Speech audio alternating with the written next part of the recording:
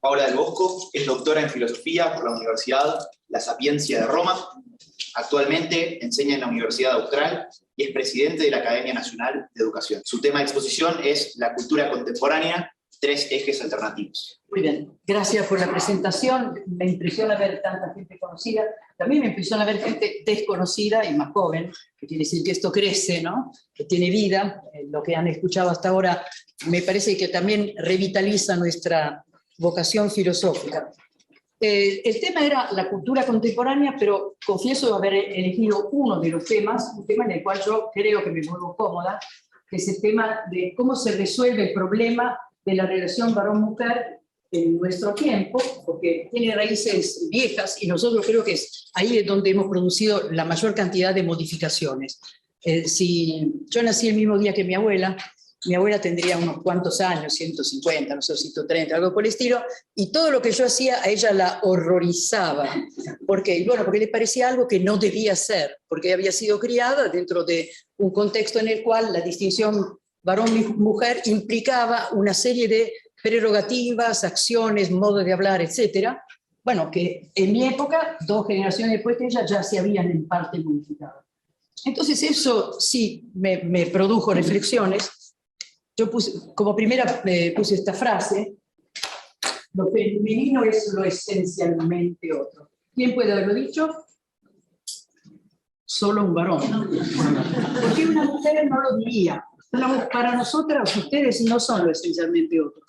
Por un montón de razones. Primero porque todos ustedes son hijos de una madre. Está bien, nosotros también somos hijos de padre, lo reconozco. Pero la madre tiene un contacto con el cuerpo del varón mucho antes que ustedes, varones, tengan contacto con el cuerpo de la mujer, conoce hasta todos sus secretos, lo vio frágil, entonces no representa un misterio, sino que es un ámbito de cuidados.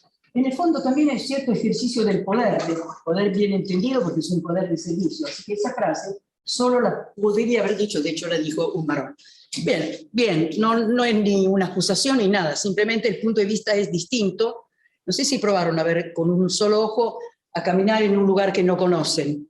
Seguro que se tropiezan con algo porque falta la profundidad. Una cultura que ve con un solo ojo, que produce con un solo ojo, es una cultura que le falta el otro ojo, que hacerle la profundidad, que hacerle conocer donde hay un escalón, donde hay un borde que sobresale. Así que claramente hacía falta la cultura. Un texto del feminismo histórico, el texto de Simone de Beauvoir, probablemente la Biblia de las feministas europeas, nació en el 49 y tenía como epígrafe una frase atribuida a Pitágoras, pero sabemos que Pitágoras no dejó nada escrito, en todo caso probablemente lo haya dicho, era fuertemente misógino, y decía: hubo un Dios bueno que creó el cosmos, la luz y al varón. Y hubo un Dios malo que creó las tinieblas, el caos y la mujer. ¿Qué tal? De nuevo, un varón que lo dice, porque ese caos, esas tinieblas, no son más que lo esencialmente otro. Bien, fin. No voy a tener ni bronca ni nada. El tema que voy a tocar de la cultura contemporánea va a ser cómo nos arreglamos filosóficamente frente al problema del varón y de la mujer y de algunos otros elementos que vamos a compartir. Entonces, yo le propongo como 3 vertientes. La primera vertiente, muy curiosa, que no la he frecuentado tanto como la que sigue, es la comparación entre la relación... perdón, me falta ponerle esto, que explicaría por qué me enganché con este tema. Acá tienen un texto muy interesante.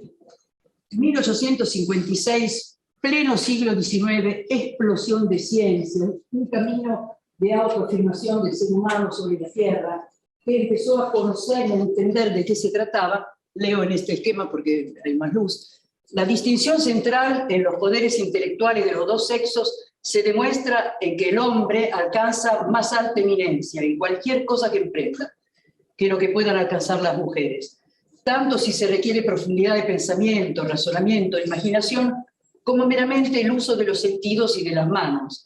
Si se hicieran 2 listas de los hombres y las mujeres más eminentes en la poesía, pintura, escultura, música, tanto en composición como en ejecución, historia, ciencia y filosofía, con una media docena de nombres en cada tema, las 2 listas no podrían resistir la comparación. Podemos inferir también, usando la ley de la desviación del promedio, que si los hombres son capaces de una decidida superioridad sobre las mujeres en muchos temas, el promedio del poder mental en un hombre debe estar por encima de una mujer. ¿Qué tal? No lo puede dejar así. Yo entendí, me banqué que descendimos del mono. Todo eso me lo banqué. ¿No? Te hace un cierto efecto. Por eso, esta es la justificación por la cual me animé y me entusiasmé analizando como 3 vertientes posibles de la solución del tema.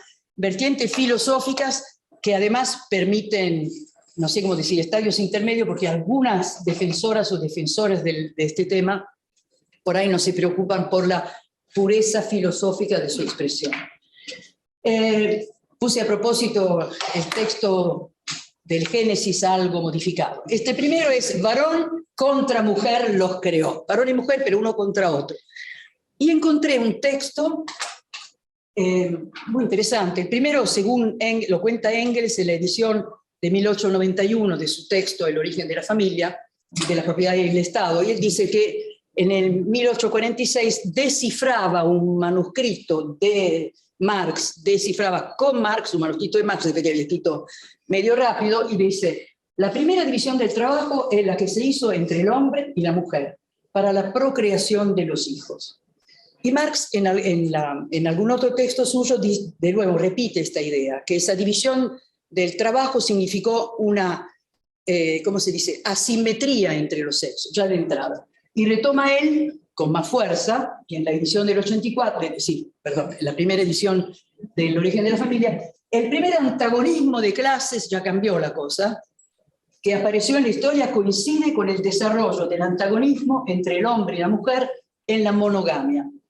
Y la primera opresión de clases con la del sexo femenino por el masculino. Es una declaración, digamos, de guerra no, como sí, en todo caso de invitación a subvertir el orden dado, porque si hay una opresión, así como hay una opresión de los dueños de los medios de producción sobre los trabajadores que son explotados, si hay otra, antagonismo y, ¿cómo se dice?, opresión de las mujeres por parte de los varones, lo que hay que hacer en 2 etapas son la concientización de las mujeres, así como toma conciencia de sí el proletariado, y finalmente la revolución que modifica el sistema de poder y pone en el lugar de la clase dominante, en este caso del sexo dominante, el sexo oprimido. Marx preveía una ¿cómo se dice?, dictadura del proletariado, pero breve, no definitiva. Porque el final iba a ser una sociedad sin clases, eso sería el paraíso. Sociedad sin clases significa que todos producen, si tienen ganas, dice él también, y después si no van a pescar, porque imaginó que se podía mecanizar absolutamente toda la producción y que por lo tanto los seres humanos en general iban a recuperar su libertad. No se desarrolló demasiado la idea de qué pasaría si hubiese, o mejor dicho, cómo se resuelve la lucha entre los sexos, pero sí sabemos que en muchas revueltas feministas hay una alusión al famoso patriarcado, que es una institución hecha por los varones que sirve para extraer de la mujer toda ventaja, pero quitándole toda forma de poder y de injerencia en la vida pública. Por eso la mujer ha sido, dicen estas feministas, relegadas al trabajo de menor importancia, que es el trabajo doméstico, el trabajo totalmente invisible, del cual una no puede decir nada. Acá le cuento 2 chistes. El primer chiste es que un hombre vuelve a su casa y encuentra los hijos sucios, despeinados, con el pañal que le cuelga, la casa hecha una mugre, las ollas sin lavar, los platos de la heladera abierta, sin provisiones. Y él le dice: ¿qué pasó? Y ella le contesta seráfica: ¿viste que me decís que haces todo el día? Bueno, hoy no lo hice. Y junto con esto, no es un chiste, sino que refuerza desde el punto de vista cultural, una socióloga norteamericana, que se llama Hochschild, dice que desde que las mujeres salen a trabajar trabajo profesionalizado muchas horas, y tuvieron que contratar personas para que hicieran lo que ellos hacían antes, que era sobre todo cuidar a sus hijos o eventualmente ancianos, se monetarizó el trabajo del caring y se transformó en algo de tal importancia que ahora hay una nueva extracción de una materia prima, el caring, de los países del tercer mundo. Por eso hay muchas mujeres hondureñas, muchas mujeres peruanas, ecuatorianas, filipinas y de otras proveniencias que se dedican en los países del primer mundo a cuidar, cosas que no pueden hacer las madres o los hijos de personas ancianas de esos países. Esta transformación cultural, en el fondo, pone sobre el tapete que ese trabajo doméstico que parecía tan sin importancia, quizá la tenía, no era sin importancia. Bien, entonces, Marx da la idea, Engels la refuerza, y algunas la toman como inspiración.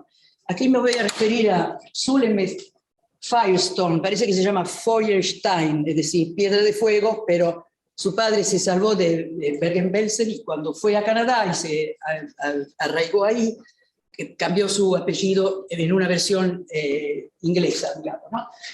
Ella estudió, nació en el 45, poco después del final de la guerra, y en el fondo, así ella habla ya de revolución, la revolución socialista, que no era la eliminación de la clase privilegiada, ¿no?, sino la eliminación de la distinción de clases en sí misma. Entonces, la finalidad de la revolución feminista tendría que ser no solamente la liberación del privilegio masculino, sino de la distinción de sexo misma, ¿no? Que las diferencias genitales entre los seres humanos no tuvieran ninguna importancia cultural. Esto es interesante. Yo ahora le cuento una brevísima... bueno, esto pega más con la siguiente, pero ya me salió la idea, así que se lo digo ahora. Una enfermera, amiga de una de mis hijas, que también es enfermera, estaba embarazada, esperaba su segundo hijo, el primero es un varón, y en la ecografía le pregunta a la técnica, ¿me podés decir el sexo del bebé? La técnica se puso furiosa. Yo no te puedo decir el sexo del bebé, lo que te puedo decir qué genitales tienen, no qué sexo es. Es decir, y no se lo dijo, ni los genitales, se lo enojó tanto porque chocó con esta idea que, bueno, sí, habrá genitales distintos, eso es imposible de negar, pero no tiene ninguna relevancia y sobre todo no está pegado a una identidad, porque si hubiese una identidad se volvería a reproducir la distinción y por lo tanto el desequilibrio de poder. Ella murió en el 2012. Es interesante lo que escribe, es la interpretación feminista de la lucha de clases transformada en una lucha de sexos y la invitación a una revolución que subvierta esta situación. Miren, esto me pareció interesantísimo porque fíjense que dice el cartel de la primera foto. Dice, mujeres del mundo, únanse o unámonos, no sé, podría ser también primera persona plural, ¿no? Esto es el grito que invita a la revolución del mismo Marx, que habla de los proletarios del mundo que se tienen que unir, porque los proletarios no tienen patria. La patria del proletario es el proletariado, así que es la misma idea. Esta es una transformación. Interesante ese... ¿cómo se dice? Esa cosa simpática donde mujer significa que una sociedad no es machista, que son insumisas, que son perjudiciales y que luchan contra los estereotipos del heteropatriarcado. De nuevo, no es solo contra los varones, no solo contra el patriarcado, sino con la distinción de los sexos que haría pensar que la heterosexualidad sería la norma, ¿no? Y finalmente, esto más actual y cercano a nosotros, un coronavirus, y arriba dice, el verdadero virus es el patriarcado. Yo no copié una frase que serviría de contrapeso a lo que acabo de decir, de un historiador de la lengua que se llama Francisco Villar, un español, por lo tanto creo que se llama Villar. La tengo en mi pendrive, pero no importa. La frase dice que entre el séptimo y el quinto milenio en Europa hubo matriarcado, no patriarcado. Y eso lo encontramos en un montón de otros lugares del mundo. Por ejemplo, la zona de Hawái y Polinesia es más bien matriarcal y no patriarcal. Quiere decir que la lectura del patriarcado como una forma arcaica de relaciones entre los sexos va matizada por elementos históricos que lo contradicen, por lo menos en parte. No lo hacen como una explicación uniforme. Con lo cual, la eliminación del patriarcado no significa necesariamente un progreso, ¿no? Dejar atrás forma, digamos, demasiado antigua y primitiva, sino que podría ser una modificación. Esto lo puse simplemente para esa razón. Vamos a otra vertiente. No sabe lo que me gustó poner los dos simbolitos. Esta otra vertiente dice varón y infinitas variaciones, mujer, los creó, es decir, los creó varón y mujer, pero con una serie prácticamente infinita de combinaciones entre identidad sexual, género percibido, gusto sexual, preferencias, que además podrían ser fluyentes, etc. Por supuesto que pienso que la campana de Gauss tendría que haber sido más petiza, pero les juro que busqué todo lo que pude, no sé por qué era la manifiesta más alta. En este caso, el centro de esta distribución de variaciones sería un conjunto entre hermafroditos perfectos, o MERMs y FERMs, que son hermafroditos más masculinos o más femeninos, que deberían ser los más, digamos, frecuentes, ¿no? Bien, yo lo miro a ustedes y la verdad que no logro hacer ninguna campana de Gauss, por lo menos no de este tipo. Me imagino dos campanas de Gauss, podría haber en el centro varón y mujer, en los costados hombres fortachones y rústicos, y otros sensibles, sería la otra punta, mujeres fuertes y mujeres extrasensibles del otro lado, pero no una única campana de Gauss. Bueno, perdón, estoy contradiciendo. Primero le describo. Entonces, este planteo es que hay variaciones infinitas, y por lo tanto, la distinción binaria es una manera forzada de leer al mundo y leer la antropología. Y eso produce, bueno, una serie de efectos que algunos los vamos a ver ahora. Esto lo dice Judith Butler, es una californiana, probablemente la que difundió el tema de género, y que, bueno, en un libro reciente, que es una recolección de artículos de ella, creo que la primera edición en inglés es de 2014, pero en castellano 2017. El movimiento intersex ha cuestionado por qué la sociedad mantiene el ideal del dimorfismo de género, cuando un porcentaje significativo de niños tiene cromosomas diversos, y cuando existe un continuum entre el varón y la hembra que sugiere la arbitrariedad y la falsedad del dimorfismo de género como prerequisito para el desarrollo humano.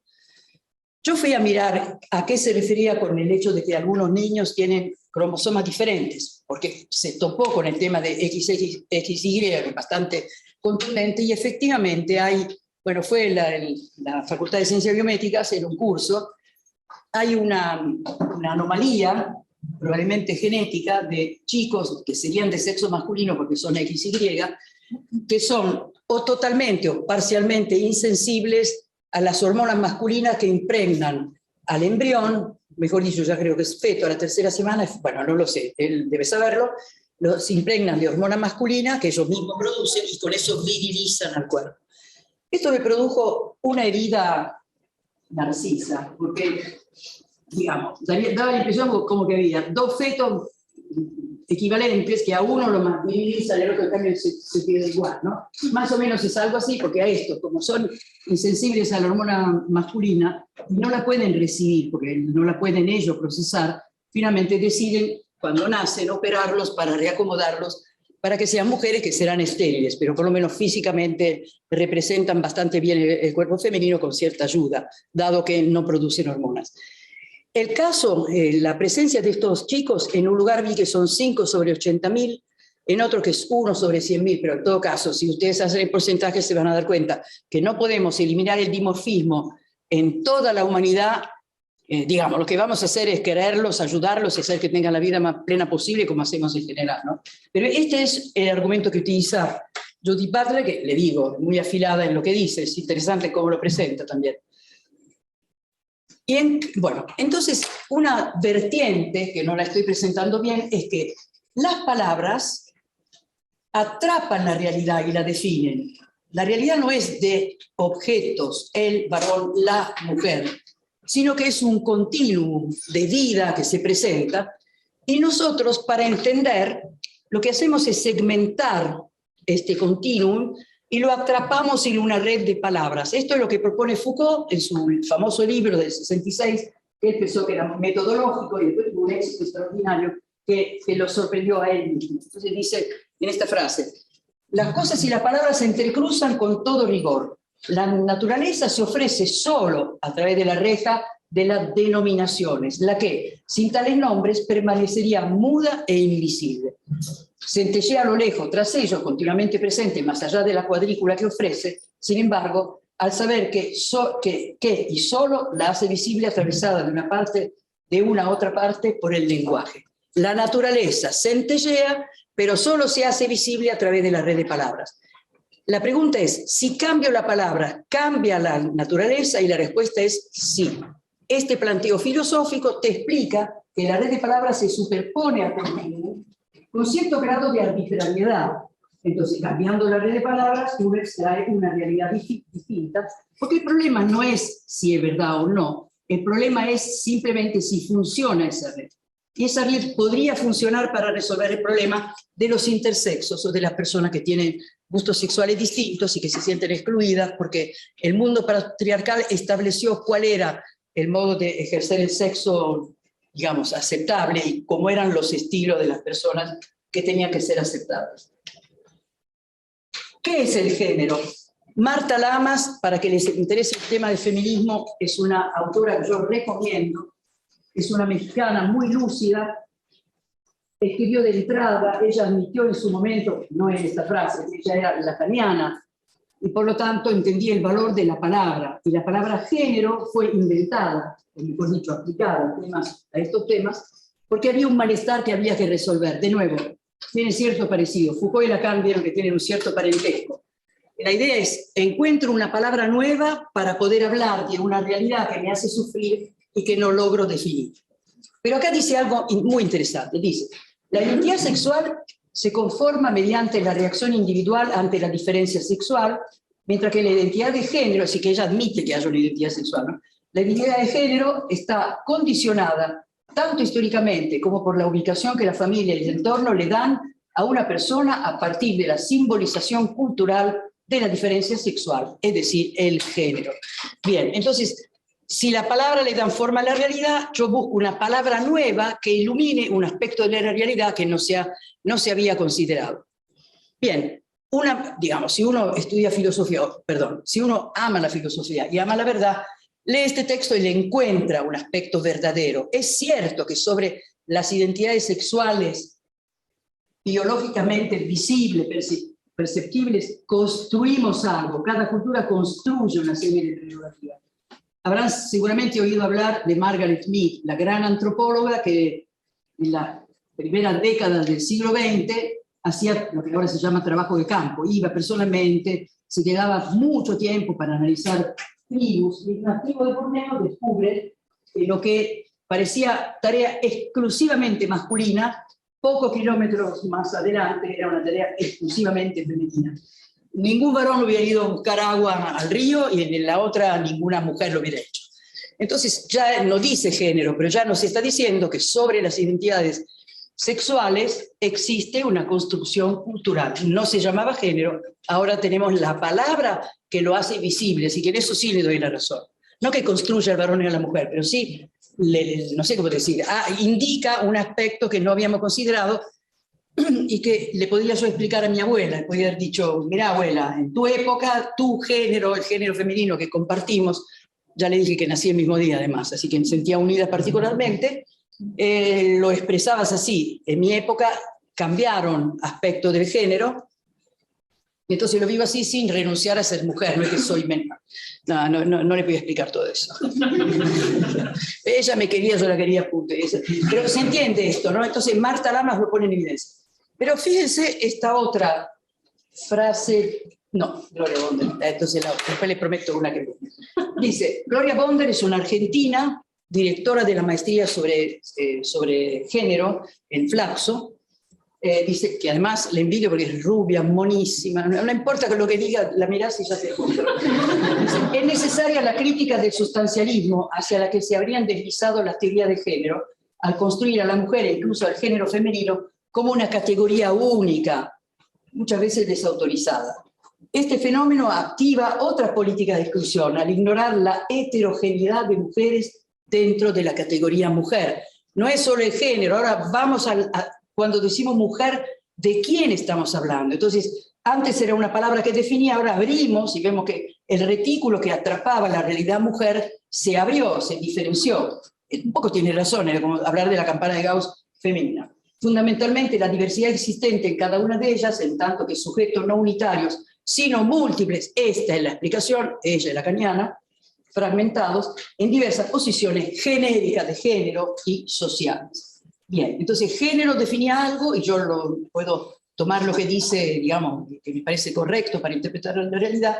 Gloria Bonder le da un giro por el cual no solamente la palabra pretendía atrapar la realidad cambió, necesito otro retículo, sino que ya la idea de sujeto no me sirve, porque el sujeto significa imbrincar algo en una única definición, pero en realidad cada uno es un múltiple, es decir, puede cambiar. Y aquí está también la idea de la identidad sexual fluyente, ¿no? De las distintas identidades que conviven o se alternan. Acá tienen una explicación, digamos, de tipo filosófico.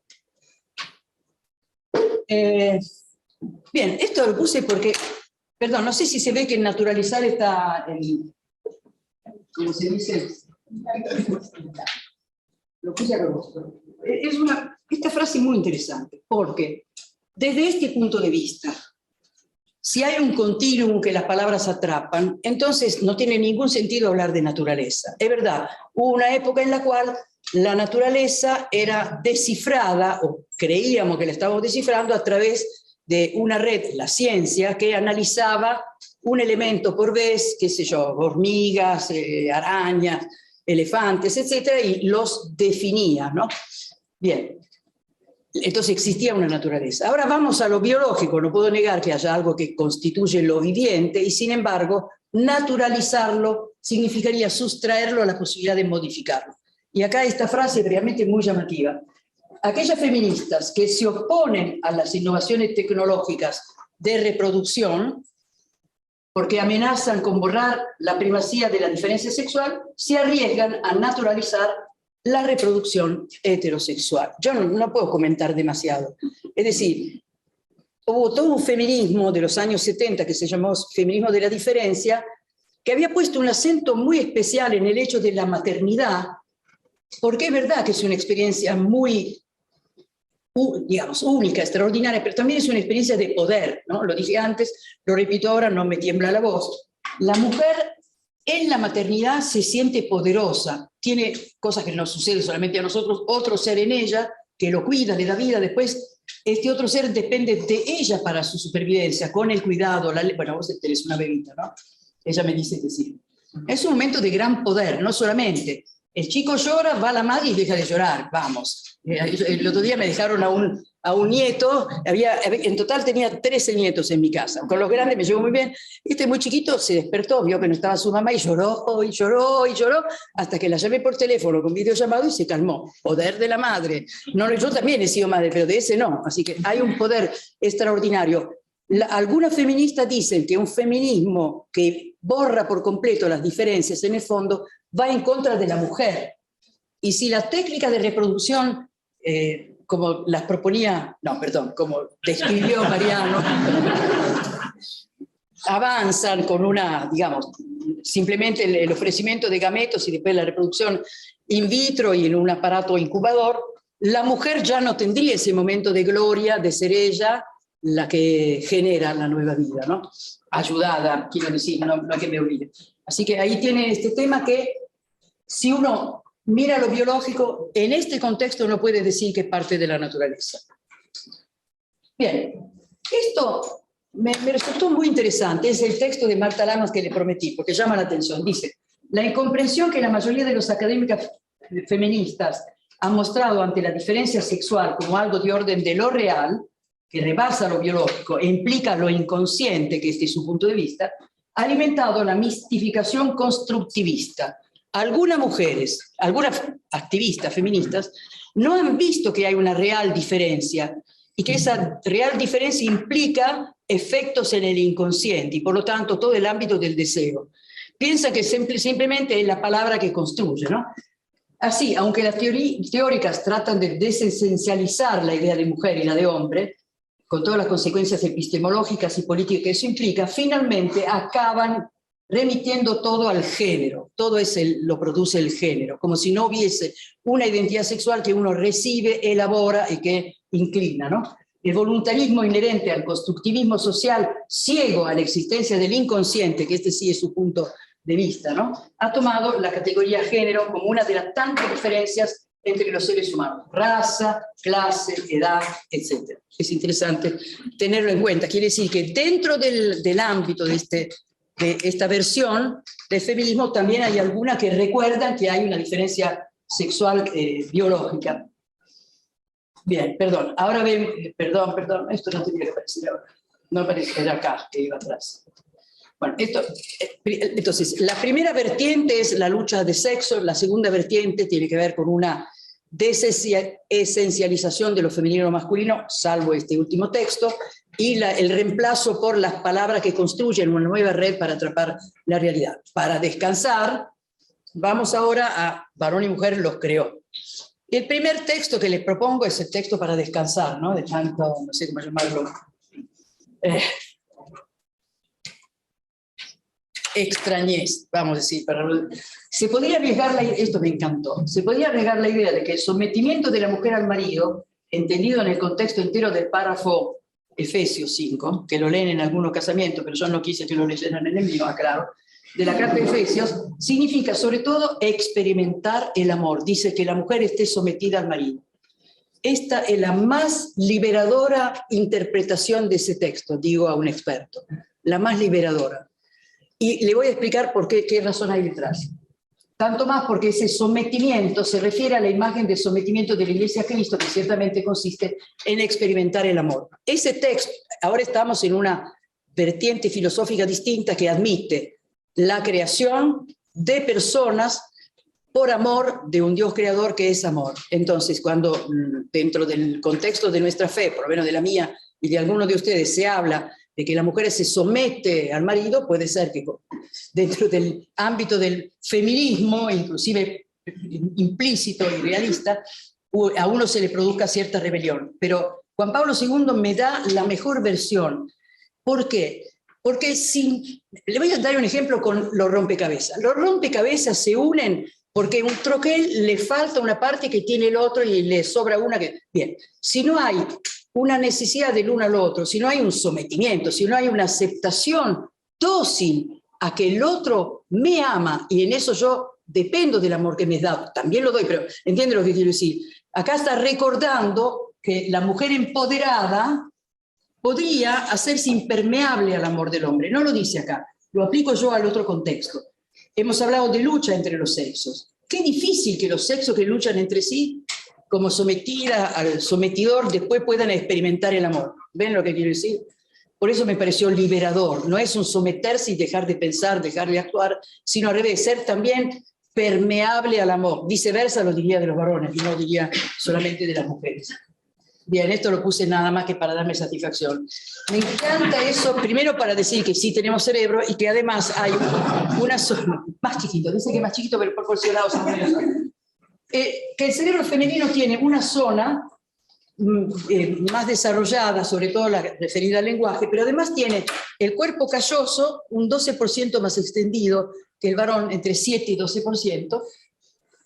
Un amigo enemigo neurólogo que vos conocés me peleó, me dijo que esa diferencia no quiere decir absolutamente nada, nadie sabe para qué sirve, pero en fin, yo leí que la conexión entre los dos hemisferios podría ser favorecida por esa mayor conexión entre los dos, digamos, por ese cuerpo calloso más extendido. Y acá encontré algo muy interesante. En los centros del cerebro para el lenguaje y el oído, las mujeres tienen un 11% más de neuronas que los hombres. El eje principal de la formación de la emoción y la memoria, el hipocampo, es también mayor en el cerebro femenino, igual que los circuitos cerebrales para el lenguaje, en la observación de las emociones de los demás. Esto se lo puedo confirmar. La gente casada sabe que cuando la mujer te dice, me acuerdo perfecto, era miércoles, vos estabas sentado ahí y tenías una remera verde, y el otro no tiene idea si era miércoles, martes, es decir, cuando es así, date por vencido, tiene razón. Eso significa que las mujeres, por término medio, expresan mejor las emociones, recuerdan mejor los detalles de acontecimientos emocionales. Los hombres, en cambio, tienen 2 veces y media más, no puedo leerlo, se ve que fui parcial, de espacio cerebral dedicado al impulso sexual, igual que centros cerebrales más desarrollados para la acción y la agresividad, y la testosterona además lo agudiza. Somos distintos, pero eso no quiere decir superioridad o inferioridad, quiere decir, hablamos tanto de diferencia, acá hay una diferencia. Edith Stein, filósofa, cuando las universidades hacían muy poco se habían abierto a la mujer, e inclusive no se había abierto la Facultad de Medicina. Ella afirma en un texto, que es una reproducción de conferencias, eso le parece muy curioso porque ella cree que la mujer tiene unas capacidades naturales para la medicina, una comprensión del otro, una capacidad de ponerse a servicio y cuidar, ¿no? No solo ella, pero ella tiene, ¿no? La mujer está dispuesta a ser para otras almas protección y morada, en la que éstas puedan desarrollarse. Esta doble función de compañera del alma y de madre de las almas no está limitada a los confines de la relación esponsal y materna, sino que se extiende a todos los seres humanos que entran en el horizonte de la mujer. Así que no es que solo la mujer madre, sino que hay algo en la mujer que la hace capaz de ser morada para el lugar donde se descansa, el lugar de la escucha, ¿no? No es automático, hay que crecer, hay que equilibrar, ¿no? Porque a veces hay todo un feminismo que habla tan bien de nosotras que hace parecer que si la historia hubiese sido dominada por las mujeres no hubiera habido guerras, ¿no? Y también una derivación New Age, que la mujer, el sentimiento y no la razón. Vayan a ver el colegio de mujeres y van a ver que también se pelean y fiero, capaz que no se, ahora se agarran a piñas. Antes quizás no se agarraban tan a piñas, pero también, quiero decir, hay que equilibrar esta capacidad. Finalmente, el alma de la mujer debe por consiguiente ser amplia y abierta a todo lo humano. Debe ser llena de paz, de modo que ninguna llamita pueda ser apagada por la tempestad. Debe ser cálida para que las tiernas semillas no se congelen. Debe ser luminosa para que las esquinas y los pliegues oscuros no hagan su nido los parásitos. Debe ser reservada para que las irrupciones del exterior no amenacen la vida del interior vacía de sí misma, para que la vida ajena tenga en ella espacio. Y finalmente, debe ser señora de sí, no puedo leer, bien, de sí misma y de su propia realidad, a fin de que toda su personalidad se encuentre en actitud de servicio a toda llamada. Es un ideal, no es lo que sucede, pero es un ideal para el cual Edith Stein reconoce las capacidades, ¿no?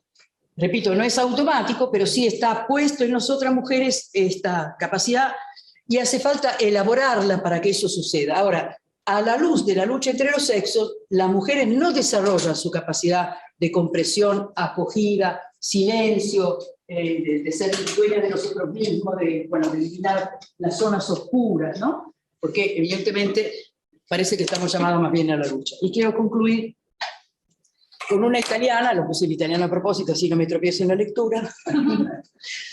Angela Alesbello es una experta en Husserl, que vos la conociste en Taiwán, si no me equivoco, ¿no? Me acordaba de este episodio. Pero volvió a ver en Buenos Aires. ¿Por qué vino? Y total es canon. ¿Hace poco o mucho? No, hace años. Hace algo. 13 Ella es experta en Husserl y en todas las obras. Claro, es una mujer realmente extraordinaria, no ruidosa, al contrario, quizás representa muy bien esto que dijimos del alma, según Edith Stein. Ella dice aquí, así como para los temas de la libertad, de la democracia, de la igualdad, que indudablemente e inequivocablemente tienen raíces cristianas, también para la cuestión de la mujer pasó que los movimientos que atrajeron primero la atención sobre ella, sobre la mujer, se han puesto en contestación con la autoridad constituida, tanto de tipo estatal que eclesiástico. Una inspiración cristiana en los temas de libertad, democracia e igualdad también están presentes en la rebelión de la mujer contra una estructura que la relegaba, ¿no? Se ve, por lo tanto, una especie de descentramiento de la reivindicación de la función de la mujer, tanto como una toma de conciencia religiosa a través de un proceso de laicización, tanto como una reflexión filosófica. El cristianismo habla de la mujer como una igual, porque ya no habrá varón ni mujer. Cuando dice no habrá judío ni gentil, varón ni mujer, quiere decir que frente a Dios realmente tenemos el mismo estatuto. Ella lo recuerda y recuerda que se pierde esa raíz religiosa en el combate, pero nosotros lo sabemos, así que reconocemos que todo camino de liberación femenina, de plena aceptación, de reconocimiento de su capacidad, de espacio en el mundo público para la mujer, tiene esta raíz, no va en contra de esa raíz. Puede ir en contra de una estructura. Y acá quiero terminar con un razonamiento. No ha sucedido que todos los hombres de todos los lugares del mundo, de todas las épocas, se han puesto de acuerdo para relegar a la mujer. Porque eso implicaría una organización que la verdad no me parece que tienen ustedes. Pero se dan cuenta, es decir, los hombres de todos lugares, todos los tiempos, y los hombres de todos lugares, todos los tiempos, tienen a los perros de mascota y no viceversa. No hay ningún caso en donde un perro tiene un nombre de mascota, ¿o no? Si es así, si eso pasó, no es porque nosotros somos mascotas, sino porque la distinción primaria, diría precultural o protocultural de las tareas se hizo según la aptitud. Entonces, un cuerpo más alto, con más músculo, con un esqueleto, digamos, más robusto, es más apto para luchar contra lo que es duro, ¿no? Un cuerpo más frágil, más tierno, con más colágeno, que además se embaraza, tiene que estar en un lugar protegido, porque si no, no habría futuro para la humanidad. Entonces, esa primera división de tareas no fue más importante, menos importante, sino que fue el que mejor sabe hacer una cosa y el que mejor sabe hacer la otra. El problema es que se mantuvo esa repartición de tareas más allá del momento en el cual era necesaria y oportuna. Eso es el problema, ¿no? La clase del sexo dominante. Ahora, perdón, hay machismo, es decir, gente que necesita sentirse superior para poder vivir la propia masculinidad, y hay mujeres luchadoras y odiadoras de los varones, no sé si decir misántropas, habría que decir en este caso, que no ayudan en este planteo de una nueva cultura donde haya una plena integración, porque existen heladeras, freezer, qué sé yo, comida precocinada. Es decir, lo que hacía una mujer, que era guardar alimento durante todo el final del verano y todo el otoño para poder comer en invierno y primavera, no hace falta hacerlo, pero no era un trabajo innecesario o sin significado. Era la diferencia entre vivir y morir, ¿no? Así que era importante. Los libros de historia también lo están trayendo, porque Les Annales inauguraron toda una vertiente del trabajo, perdón, de la historia doméstica, de las instituciones domésticas, y ahí se hizo más visible. Mi conclusión es que sí, hay tres alternativas. Me da la impresión que está de nuestro lado una realidad que se muestra, tiene una evidencia visible, comprobable, desde el punto de vista científico, pero también desde el punto de vista humano, emocional. Así que creo que la tarea de una persona realista es trabajar para que el mundo sea vivible. Y en el caso de las personas que no se identifican claramente con un sexo o con el otro, por lo menos mi tarea como cristiana que cree en el amor, es el respeto pleno, no sé cómo decir, los brazos abiertos y la actitud dispuesta a ayudar y hacer que toda persona se sienta integrada. Eso creo que es lo único que puedo decir. Bueno, no sé, muchas gracias.